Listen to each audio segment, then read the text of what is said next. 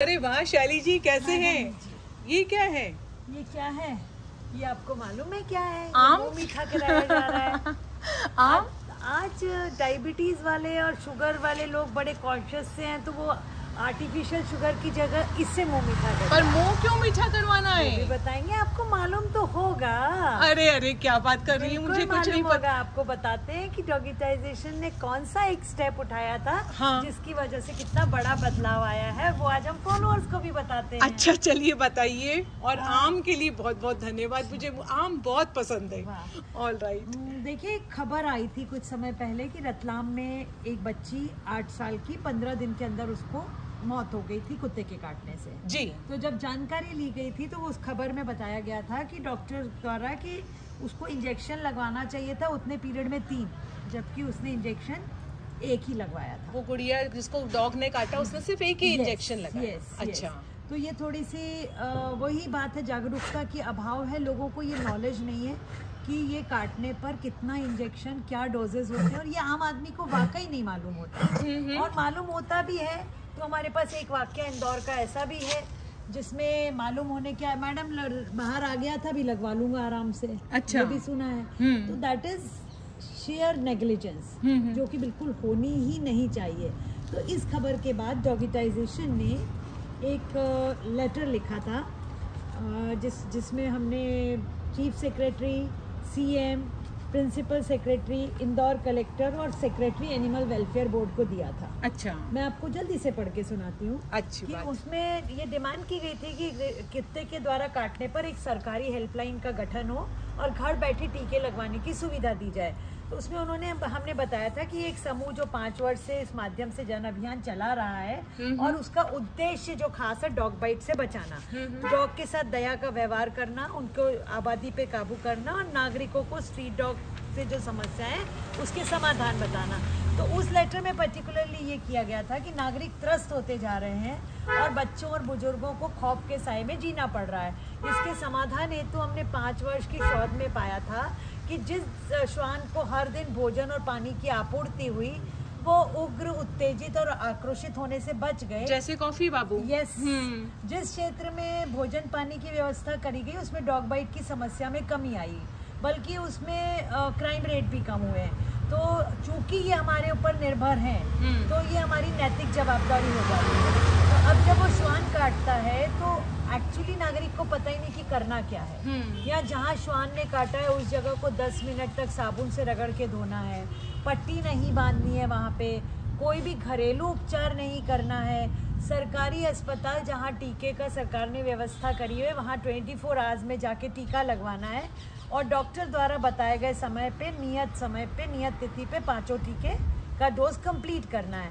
तो उपरोक्त जागरूकता की कमी के चलते ऐसा पाया गया कि इलाज तो है, बट इलाज के प्रति अज्ञानता होने के कारण नागरिकों की मौत होती है। और ये उदाहरण जो रतलाम का था उसमें दिया गया था कि ग्राम रामपुर या पाटरी की एक बालिका माया का टीकाकरण ना होने के कारण ये हो गया है।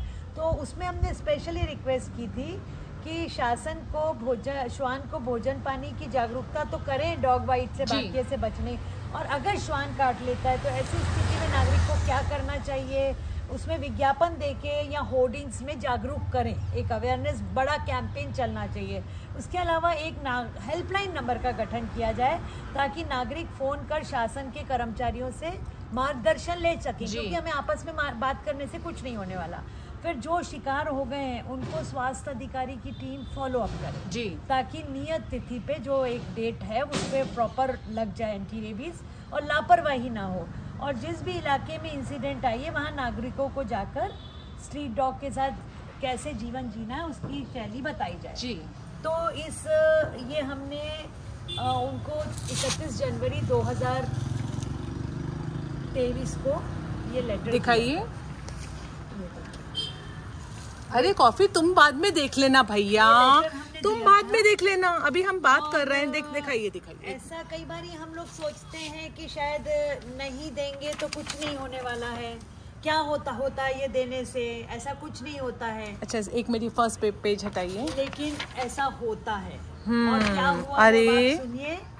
जब हम आपको खबर दिखा रहे हैं ये 18 मई की जी। 18 मई को ये खबर आई है। NRCP ऐप से मिलती है रेबीज के इलाज की नज़दीकी अस्पताल की जानकारी। कुत्तों और अन्य जानवरों द्वारा काटे जाने से रेबीज की बीमारी होती है, तो हेल्थ विभाग ने रेबीज कंट्रोल प्रोग्राम के तहत मोबाइल ऐप NRCP यानी नेशनल रेबीज कंट्रोल प्रोग्राम चालू किया है, जिसमें नज़दीकी अस्पताल की जानकारी मिलेगी। अस्पताल के स्टाफ को डॉग और एनिमल बाइट के मरीज की डिटेल दर्ज करनी होगी। अच्छा। ताकि वैक्सीनेशन की रिपोर्ट निकल जाए और टाइम पे फॉलोअप होके टाइमली उसको वैक्सीन लग जाए। और ऐप से ये पता लग जाएगा कि किस दिन लगनी है और लगाना है। और जनसंख्या कम करने के लिए जो नसबंदी का अभियान चल रहा है वो काम चल ही रहा है। तो ये जो है आई थिंक ये इसका परिणाम है। अच्छा, तो आम इसीलिए है।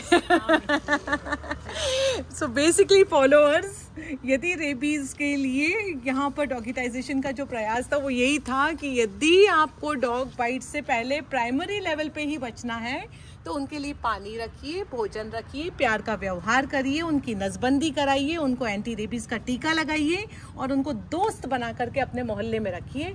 लेकिन यदि वो चूक हो जाती है और यदि कोई डॉग बाइट हो जाता है तो देखिए, डॉग बाइट होना फैटल कब है? जब प्रॉपर वैक्सीनेशन नहीं लगे। जी। तो अगर एक बारी आप please make it a point कि अगर होती भी है, बिकॉज एक्सीडेंट हैपेंस, होते हैं, तो आप उसके लिए बेटर है कि आप अपने आप को इतना सुदृढ़ इंफॉर्मेशन के साथ रखिए कि नेक्स्ट वैक्सीन कब ड्यू है और प्रॉपर जाके लगा लीजिए। तो ऐसा कुछ परेशानी वाली बात बिल्कुल। यानी यदि देखा जाए तो हॉस्पिटल में टीका लगवाना 5 मिनट का काम है, और यदि बोलते हैं कि यदि टाइमली वैक्सीनेशन लग गए तो कोई प्रॉब्लम ही नहीं है, लेकिन वैक्सीनेशन नहीं लगे तो प्रॉब्लम ही प्रॉब्लम है। तुमको सुनाई दे दिया ना? सुनाई दिया कि नहीं? तो मैम आई होप कि लोग ये बात को समझें कि लिखित में लेटर्स देने से क्या फायदे होते हैं। हम काफी टाइम ये सोच के कि क्या होता क्या है, लिख के देने से कुछ नहीं होता, कौन देखता है वहाँ, बहुत उदासीन रवैया होता है। ना सिर्फ इस मैटर में जी, बहुत सारे रोजमर्रा की हमारी जो नागरिकों की समस्याएं होती हैं उसको लेके हम लोग इनिशिएटिव नहीं लेते। और ये बहुत बड़ा कागज बहुत बड़ा बदलाव ला सकते हैं, बिकॉज एक तो राइटिंग में होता है तो आपके रेफरेंस के लिए आगे भी काम आता है।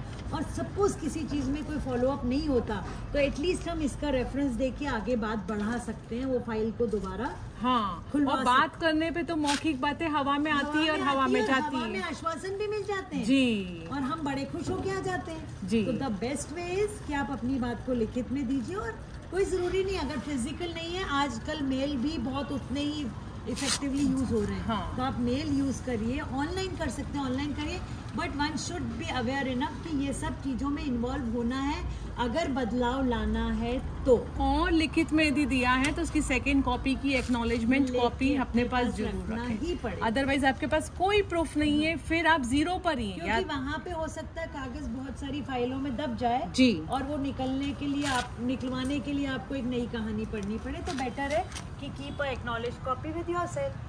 Excellent. So we will continue to do work together on the subject and bring reformation. आएगा, आ रहा है। आम के लिए शुक्रिया। जय हिंद।